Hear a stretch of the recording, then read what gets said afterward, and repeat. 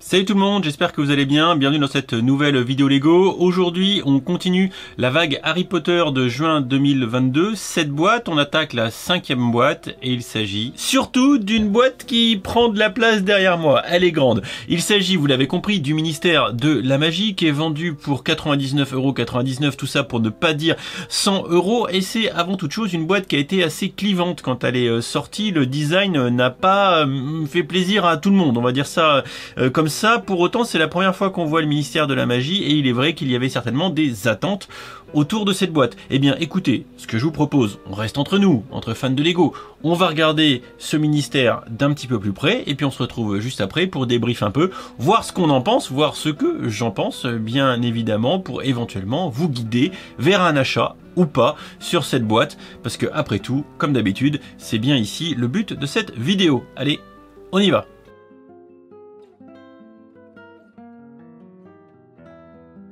Comme d'habitude, je vous propose qu'on commence notre petite visite du ministère de la magie par le casting que comporte cette boîte. On va pas se le cacher, avec 9 mini-figurines qui sont quasiment toutes exclusives ou inédites ou nouvelles ou appelez ça comme vous voulez. On fait pas dans la demi-mesure et ce petit voyage au ministère de la magie va quand même nous apporter son lot de bonnes surprises. Vous l'avez compris, avec leur déguisement, nos 3 sorciers préférés, Harry, Ron et Hermione, sont en mode potion de polynectar pour s'infiltrer dans le ministère de la magie.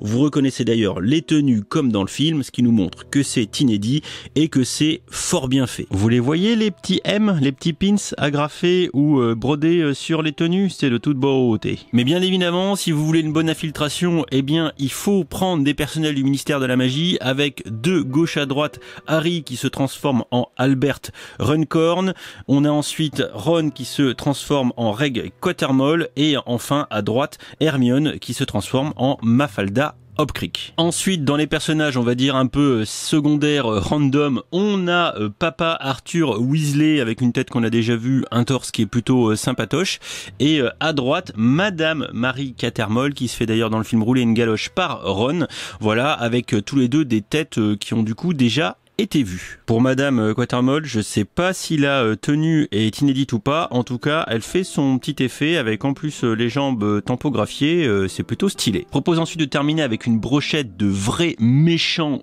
bien méchant, avec tout d'abord Dolores Ombrage, l'un des personnages les plus détestables de la saga, très bien incarné d'ailleurs à l'écran. A priori la tenue la tête c'est nouveau, tout comme le petit patronum Patronus qui reprend un moule existant mais avec les couleurs translucides, c'est plutôt très bien fait. On pourra apprécier le torse avec l'espèce d'écharpe miaou, la tête super vénère et bien sûr dans sa main gauche l'Horcrux, le médaillon que nos jeunes sorciers préférés sont venus chercher pour leur incursion. On a ensuite un détraqueur, ça on a déjà plus ou moins déjà vu dans ce format de toute façon et c'est un détraqueur. On a ensuite le personnage de Corban Yaxley qui est un méchant détraqueur. La tête elle a déjà été vue. Ce qu'il faut apprécier ici, c'est le torse. Comme à l'écran, il a une espèce de gilet un petit peu funky et surtout le petit pins du ministère de la magie, l'espèce de petite chaînette avec l'espèce de tête de mort.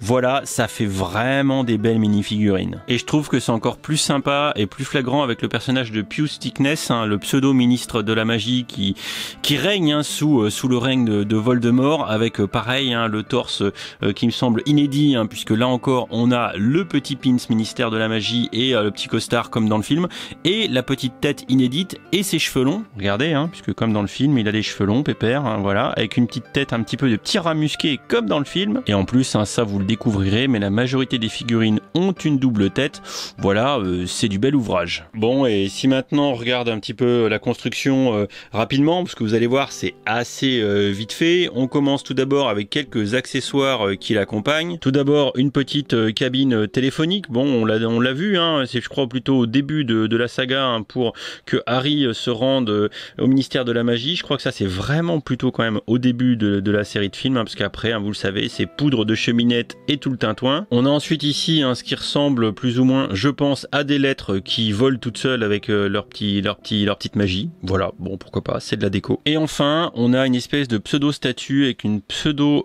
fontaine qui irait un petit peu au centre du ministère de la magie, mais je pense qu'à ce moment là du film on a plutôt l'espèce de gros M thème du ministère de la magie soutenu par les Moldus, et je suis pas sûr que Lego ait eu envie de reproduire ça, parce que c'est un petit peu de l'asservissement, tout ça, avec la domination des Moldus par les magiciens.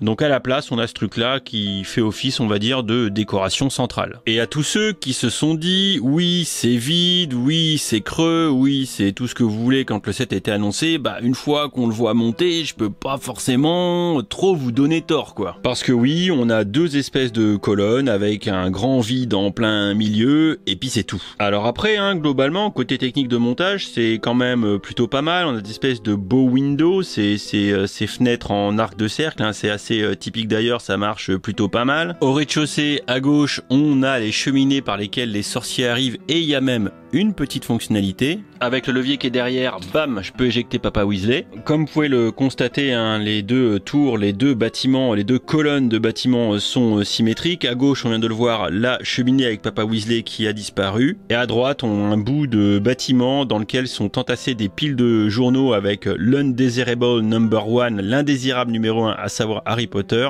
ainsi que les espèces de tuyauteries dans lesquelles passent des trucs. De mémoire, c'est comme ça, c'est des conduits qui servent à acheminer des bazars, je crois. Point positif pour l'indésirable numéro 1, ce sont des tiles tampographié. Là encore, ce premier niveau comporte une fonctionnalité avec un petit poussoir derrière, et si j'appuie, voilà, ça éjecte la pile de journaux, même si je vois pas trop la plus-value en tant que telle. Sur la partie supérieure, on a un peu de décoration, on appréciera la tile avec le stickers du ministère de la magie, un espèce de pupitre promontoire, et le drapeau du ministère de la magie qui flotte, mais je me demande s'il est pas plus grand. Là, je vous avoue, ça fait quand même un peu chiche, un peu au prix réduit, et puis les espèces de nuages accrochés comme ça, même si c'est certainement pour symboliser les plafonds un petit peu magiques de Harry Potter. Ici, on a l'impression de se trouver un petit peu chez Monkey Kid. Bon, j'ai voulu retourner le bordel pour vous le montrer, et voyez ce qui s'est passé. Alors le souci, c'est que c'est tout modulaire, mais également c'est méga fragile. Faut pas se le cacher, c'est vraiment fragile. Parce que oui, un peu comme le château de Poudlard nouvelle version, eh bien tout est démontable. Voilà. Tout est démontable. Vous voyez un petit peu la gueule de la bavure? Alors ça aussi, ça peut peut-être nous donner un indice sur ce qu'ils veulent faire sur ce set, ou tout du moins peut-être veulent nous faire faire, à savoir peut-être en acheter plusieurs. Bah oui, parce qu'avec une connectique technique à chaque fois sur les côtés, ça donne qu'une envie, c'est de clipper les morceaux les uns avec les autres ou les changer pour faire peut-être quelque chose de plus grand ou de modulable, à savoir agencer un petit peu les modules comme on le voudrait. Bah ouais, en fait, on n'achète pas le ministère, on achète un puzzle, j'ai l'impression. À l'intérieur, on a plusieurs bureaux, logements, appelez ça comme vous voulez, décor, décoration, avec tout d'abord ici le bureau de Dolores Umbridge. Vous regardez, on a des posters de petits chats, un petit bureau, tasse de thé, des journaux empilés, et le bureau, voilà pour le petit coin très rose de Dolores Umbridge avec des techniques de construction relativement, on va dire, sympa. On a ensuite ici l'espèce de salle de jugement, le tribunal, voilà, avec des piles de papier et tout, avec des stickers, parce que oui, vous allez en coller un petit peu des stickers dans ce set, encore une fois. Et par contre, c'est quand même assez exigu, on peut mettre la figurine de Dolores Umbridge derrière le pupitre, mais il faut quand même le basculer vers l'arrière, attendez, comme ça, voilà, vers l'arrière, sinon ça sort pas, parce que sinon elle se tape la tête contre le plafond. Parce que le machin est quand même assez haut, et ça a quand même du mal à fit un petit peu dans le bordel. Ici, on a l'arrière de la cheminée qui a fait disparaître Papa Weasley, avec le petit levier juste ici à droite pour basculer. De l'autre côté, le rez-de-chaussée avec les supports à kiosque, à journaux, machin, avec les fameux poussoirs pour dégager les piles de journaux. Au-dessus, on a la salle des prophéties qui va être réduite en lambeaux après par Madame Ginny Weasley. Là encore, micro-fonctionnalité avec un petit levier ici qui va nous permettre de les basculer. Ce qu'on appréciera, c'est que toutes les prophéties, ce sont du plastique avec des petites paillettes, voilà, donc c'est brillant avec des petites paillettes dedans. Enfin, selon moi, la pièce la plus sympa, le bureau à Papa Weasley, en haut à gauche, la petite photo souvenir de vacances en Égypte, l'avion, je pense que Papa Weasley demande un moment à Harry comment les avions fonctionnent, des avions des Moldus. Et enfin, à gauche, je crois aussi qu'il y a la question quand Harry rencontre Arthur Weasley pour la première fois et lui demande à quoi servent les canards en plastique dans les bains, si ma mémoire est bonne. La déco est peut-être un petit peu chargée, mais ça correspond vraiment à ce qu'on en voit dans le film pour le bureau de Papa Weasley. Bon, On va essayer de conclure sur ce set parce qu'il y a quand même pas mal de choses à dire dans l'absolu. On va essayer quand même d'être concis et de rester simple. Ce que je peux dire, c'est que tout d'abord, déjà d'un point de vue placement tarifaire, eh bien, même si 100 €, ça peut paraître une somme, j'en conviens, eh bien, le rapport qualité-prix de manière comparative avec le reste semble plutôt bien placé puisqu'on a 72 € du kilo. La moyenne sur cette vague de cette boîte, c'est 82. Donc, on est en dessous la moyenne et on est globalement, par rapport aux produits sous licence chez Lego, en dessous un petit peu cette espèce de valeur symbolique de 80 qui est, il est vrai, assez récurrente dans les produits sous thématique de type licence.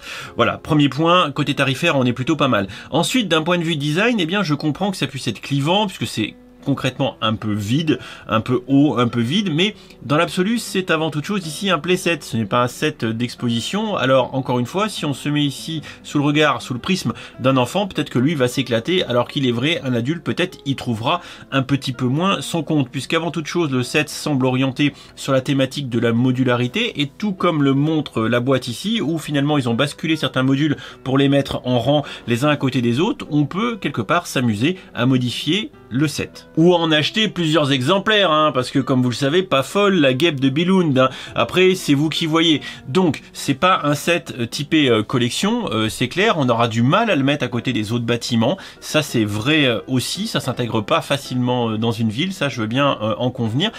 Par contre, on peut quand même saluer le, comment dire, le pool, le roster, l'effectif, voilà, pour le terme français correct, l'effectif de figurines qui est intéressant, avec beaucoup de figurines qu'on n'avait jamais vues, principalement des personnages du ministère de la magie, et ça, quelque part, c'est aussi intéressant pour les fans de Harry Potter que nous sommes, et quelque part, je trouve que ce set, il a un petit truc, voilà, bon, après, c'est vous qui voyez, mais à n'en pas douter qu'il y a quand même des choses à faire avec ce set, bien plus, par exemple, qu'un set, par exemple, Star Wars du duel contre Obi-Wan Vador que je vais présenter dans pas très longtemps. J'ai reçu la boîte et qui là vraiment mérite juste une sanction.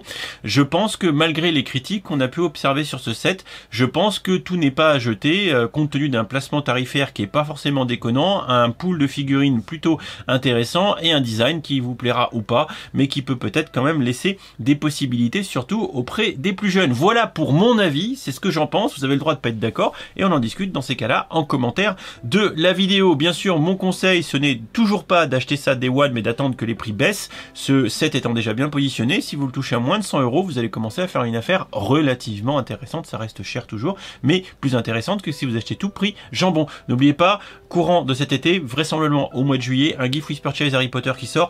Donc voilà, il faut attendre impérativement avant d'acheter les boîtes Harry Potter. C'est mon conseil. Je vous fais des bisous et je vous dis à très vite dans une prochaine vidéo.